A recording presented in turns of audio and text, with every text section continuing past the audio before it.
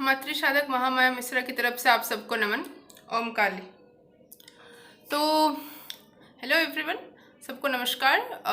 मैं फिर से उपस्थित हूँ आपके सामने एक नए वीडियो के साथ।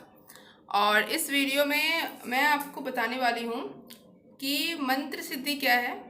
ठीक है, हम कब बोल सकते हैं कि ये मंत्र सिद्ध हो चुका है।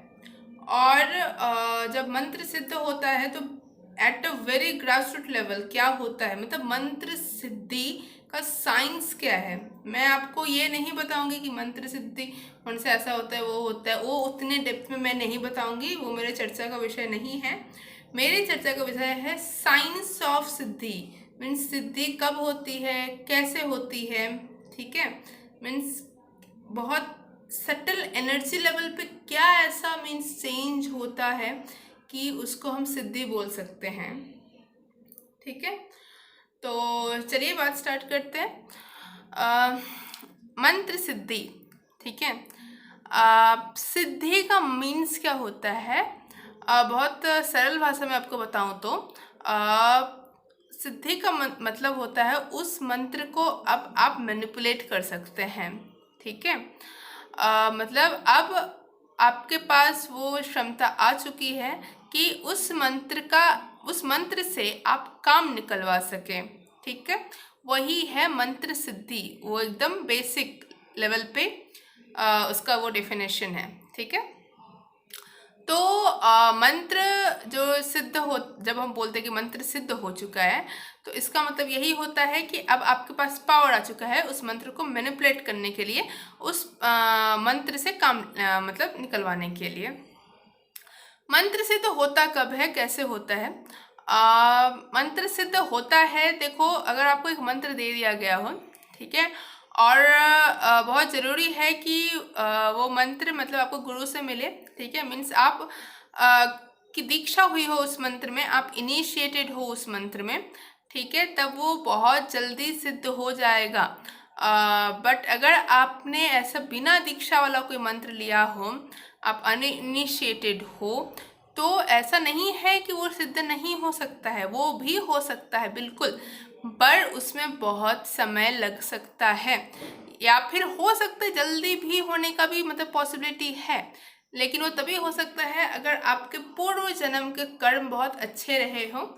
उस कंडीशन में वो हो सकता है कि बिना दीक्षा ग्रहण के ही आप किसी मंत्र को जल्दी सिद्ध कर लें।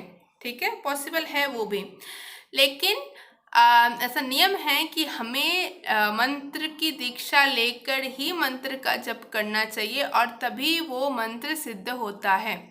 ठीक है, तो आपको एक मंत्र मिलता है गुरु से।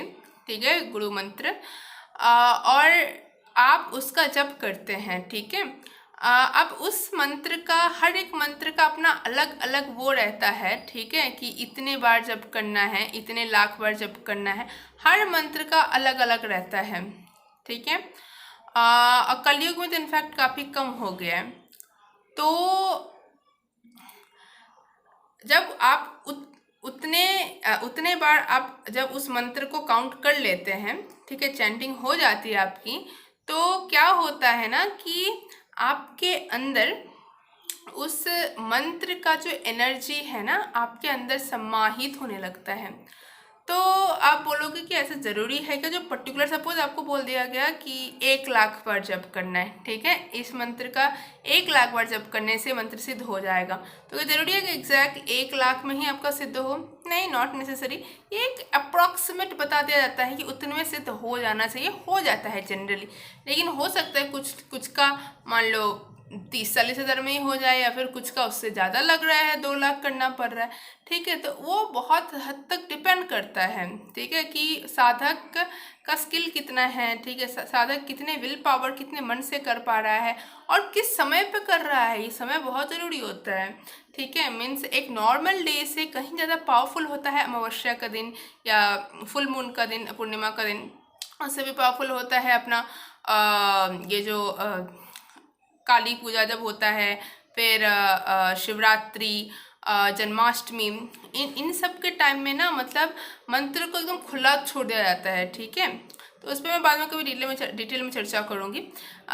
तो वही है कि समय का भी बहुत इम्पोर्टेंस होता है मंत्र का सिद्धि में। तो वही है कि मंत्र आपका आपने सिद्ध कर लिया मान लो, ठीक है, मतलब इतना इतना टाइम, इतना काउंट करने के बाद, इतना चैंट करने के बाद आपका वो मंत्र सिद्ध हो जाता है। सिद्ध होने का मतलब क्या है? सिद्ध होने का बेसिकली वही मतलब है कि वो जो मंत्र है ना, जैसे मैं अगर बताऊं आपको, एक मंत्र आप पकड़ लो, श्रीम, ठीक है, श्रीम, वो देवी लक्ष्मी का मंत्र है, ठीक है। तो वो मंत्र जब आप चैंट करते हो ना उस बीजाक्षर मंत्र का, तो जब आप चैंट करते जाते हो तो उस मंत्र की ऊर्जा आपके कण कण में बस जाती है, ठीक है। आपके बॉडी का कोई भी एक ऐसा सेल नहीं होगा जहाँ पर वो मंत्र नहीं जाएगी। आपका हर एक कोना उस मंत्र से भीग जाएगा, ठीक है। आपका माइंड, आपके बाल, आपके नाखून, सब वो मंत्र जो है ना, मंत्र की शक्ति को सब एब्जॉर्व कर लेगा, ठीक है। तो क्या होता है ना, सटल लेवल पे आप खुद ही वो मंत्र हो जाते हो। जो मैंने आपको शायद पहले वीडियो या दूसरे वीडियो में बताया था कि मंत्र को लगातार जप करने से साधक खुद ही वो मंत्र बन जाता है, ठीक है। जीता जागता चलता फिरता मंत्र। तो बट होता है क्या है ना कि हर एक मंत्र का एक केंद्र होता है अलग अलग, ठीक है। श्रीम का अलग केंद्र है, सब बीजाक्षर का अलग अलग केंद्र है। तो वो जगह जो होता है ना, वो जगह ज़्यादा मतलब एट्यून हो जाता है उस मंत्र से, ज़्यादा प्रभावित हो जाता है। लेकिन शरीर का ऐसा कोई भी हिस्सा, कोई भी कोना नहीं रहता है जो उस मंत्र को नहीं सोखता है, ठीक है। जब शरीर का एक एक कोना उस मंत्र को सोख लेना, ठीक है, और आप खुद ही वो उस अवस्था में, क्योंकि देखो आप जो ग्रहण करते हो आप वही होते हो।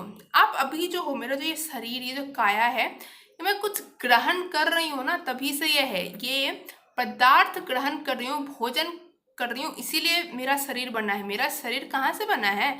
भोजन से ही ना बना है। तो मैं जो ग्रहण करूँगी, जो मैं कंज्यूम कर रही हूँ, वही मैं हूँ। तो मंत्र जो मैं जप कर रही हूँ, मतलब मैं मंत्र को कंज्यूम कर रही हूँ, तो मैं मंत्र ही बन जा रही हूँ, ठीक है। समझ में आ रही है? तो हम लोग देखो, हम लोग का जो शरीर है ना, करीब आएगा 70% या 80% वाटर, पानी से बना हुआ है, ठीक है। समझ रहे हो? 70% 80% पानी से बना होने का मतलब, ठीक है।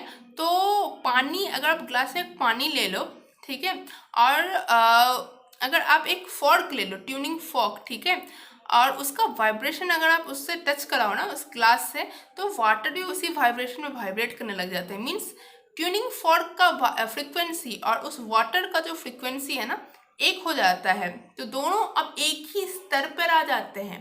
आप समझो बात को सही से। ट्यूनिंग फॉर्क मतलब समझते हो ना आप? वो अच्छा, सीधे शब्दों में समझाती हूँ, जो विज्ञान जानता हो उसको ज़रूर पता होगा ट्यूनिंग फॉर्क क्या होता है। वो अलग अलग साइज का ट्यूनिंग फॉर्क होता है और सब अलग अलग फ्रिक्वेंसी, मीन्स तरंगे निकालते हैं। फ्रिक्वेंसी मतलब तरंगे, ठीक है। तो क्या होता है ना, जब आप सबसे एक फ्रिक्वेंसी वाला एक ट्यूनिंग फॉर्क ले आए हो, तब आपके ग्लास में आपने एक जगह पानी रख दिया है, तो अब उसको पहले आपने ठोका तो एक तरंग निकलेगा। तो उसको जब आप उस जल के उस कंटेनर जो है वहाँ पर अगर आप उससे टच कराओगे, तो जल की भी वही तरंग हो जाएगी, ठीक है। तो अब क्या होता है, जल की तरंग और उसकी तरंग एक हो जाती है। लेकिन ऐसा नहीं है कि जल बदल के अब वो ट्यूनिंग फॉर्क हो जा रहा है। जल तो जल ही रह रहा है, लेकिन उनकी फ्रीक्वेंसी एक हो जा रही है। मतलब अब दोनों एक ही हैं, समझ रहे हो? वैसे ही मंत्र के साथ होता है। तो इससे सरल मैं आपको नहीं बता सकती हूँ मंत्र क्या होता है, और मुझे नहीं लगता आपने कहीं सुना भी होगा इस लेवल पे, ठीक है। तो और आपने शायद सुना भी होगा कि वाटर का ना एक मेमोरी होता है, जल का एक मेमोरी होता है, ठीक है, मतलब जल का याददाश्त रहता है। तो जैसे आप दरगाह वर्गा में कहीं पे भी जाओगे या फिर ऐसे भी, तो आपको पानी से वो किया जाता है ना। तो क्यों किया जाता है उसमें? क्योंकि पानी में ना अच्छी एनर्जी जा सकती हैं, और उस एनर्जी को आप पे छिड़का जाता है ना, कुछ कुछ किया जाता है। तो उससे क्या होता है ना कि आपका नेगेटिविटी एब्जॉर्ब कर लिया जाता है। पानी के पास बहुत पावर होता है। तो उस पर मैं पानी के पावर पर आपको बाद में बताऊंगी, ठीक है। तो वही है कि वो मंत्र का जो एनर्जी है आपका बॉडी पूरा ले लेता है, शोक कर लेता है, और तब आप खुद ही मंत्र बन जाते हो, और तब उस टाइम पे आपके पास पावर आ जाता है, मैनिपुलेशन का पावर आ जाता है कि आप उस मंत्र को अपने हिसाब से मैनिपुलेट कर सको, अपने हिसाब से चला सको। ठीक है, तो यही रहा आज का वीडियो। मैं यहीं पर ख़त्म करना चाहूँगी कि मंत्र सिद्धि क्या होता है, उसका एकदम ग्रास रूट लेवल पर जो साइंस जो होता है ना, वो मैंने अभी आपको बता दिया है। तो आशा करती हूँ यहाँ से आपको थोड़ा तो एक डिफरेंट पर्सपेक्टिव ज़रूर मिला होगा। तो आज के लिए मैं इतना ही यहीं पर ख़त्म करती हूँ। भगवती सब पे कृपा करे। मातृ साधक महामाया मिश्रा की तरफ से आप सबको नमन। ओम काली।